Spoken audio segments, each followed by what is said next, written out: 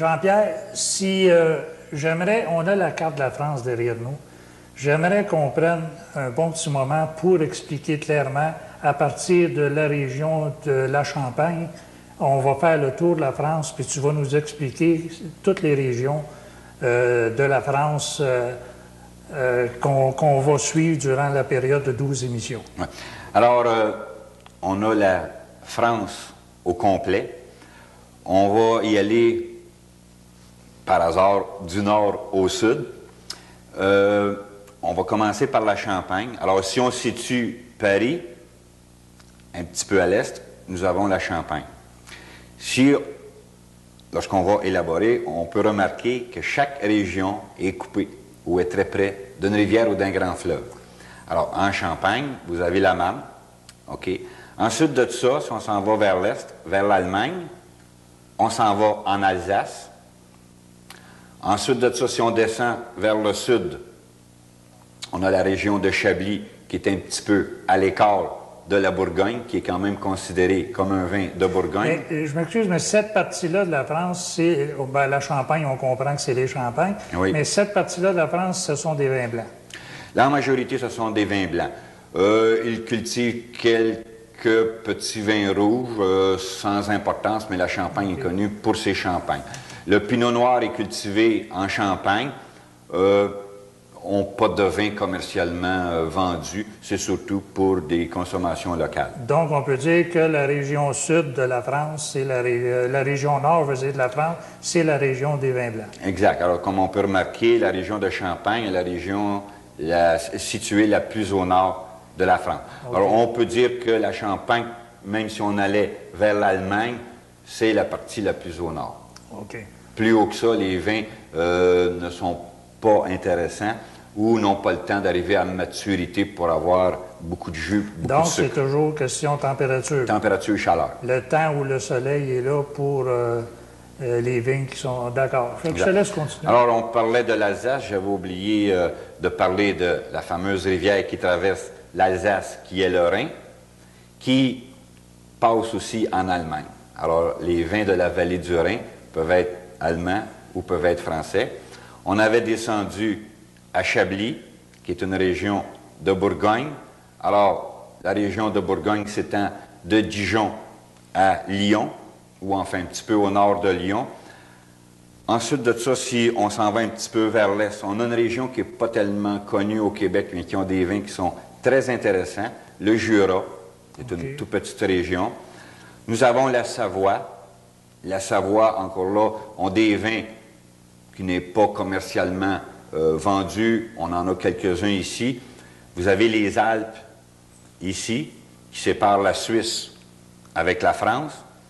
Alors, si on descend un peu plus au sud, on tombe dans les fameux grands vins de la Côte-du-Rhône, où on peut avoir les Hermitage, Cruz Hermitage, les fameux Châteauneuf-du-Pape. Vous avez les vins de la... C'est de là que vient le fameux Châteauneuf-du-Pape dans la Côte-du-Rhône, au sud de la Côte-du-Rhône. Okay. Qui a sa propre appellation. Oui, c'est une appellation contrôlée comme la plupart des villes, enfin, qui sont ici. Si on descend au sud, vous avez la Méditerranée, vous avez la Provence, alors vous avez Marseille, qui est ici. Encore là, ils élaborent des vins qui ne sont pas tellement connus ici, mais ils élaborent quand même de très bons vins. Vous avez une région qui est sous-estimée, si je peux dire, le Languedoc-Roussillon, qui est aux alentours de la Méditerranée. Ensuite, nous avons la fameuse région de Bordeaux, qui est située complètement à l'ouest de la France. C'est une région qu'on va approfondir aussi. C'est la région, disons, la plus connue, la plus populaire, et peut-être avec raison. Sous Bordeaux, nous avons une région qui est intéressante pour ses vins fortifiés, qu'on appelle Armagnac. Et au nord de Bordeaux, nous avons les fameux cognacs. OK.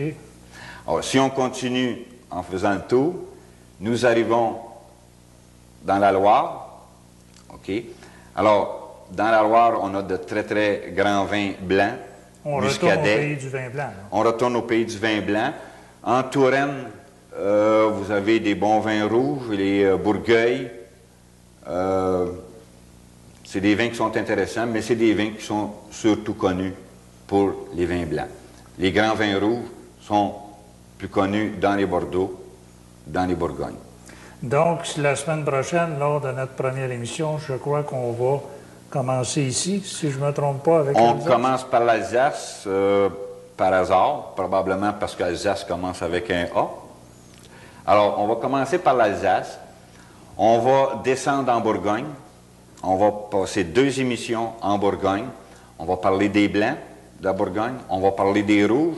On va parler des grands vins rouges de Bourgogne au nord de la Bourgogne. Puis on va descendre avec les bons vins rouges de Beaujolais et de Brouilly. Ensuite de ça, on va probablement descendre en Côte-du-Rhône, passer 2 émissions-là. Il y a beaucoup de choses à parler des vins blancs, les vins rouges surtout. La Provence, le Languedoc-Roussillon, on va passer assez rapidement parce que c'est des vins qui sont plus ou moins connus. On va passer un bon 2 semaines en Bordeaux.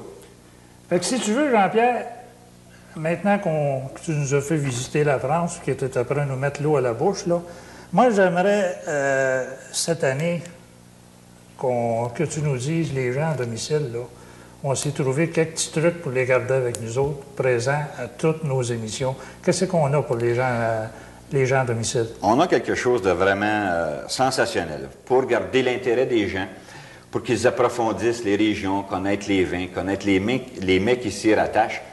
On a mis un petit quelque chose de plus. Alors, à chaque émission, on va faire tirer un refroidisseur de vin qui est ici sur la table. À chaque émission, alors durant les 12 prochaines émissions, on va faire tirer un refroidisseur de vin. La façon de participer, vous allez trouver un coupon dans les journaux locaux, l'Artisan ou l'Hebdo-Rive-Nord, que vous découperez, que vous pouvez déposer soit au cellier privé, ici, à la télévision communautaire, ou au restaurant qu'on va parler tantôt.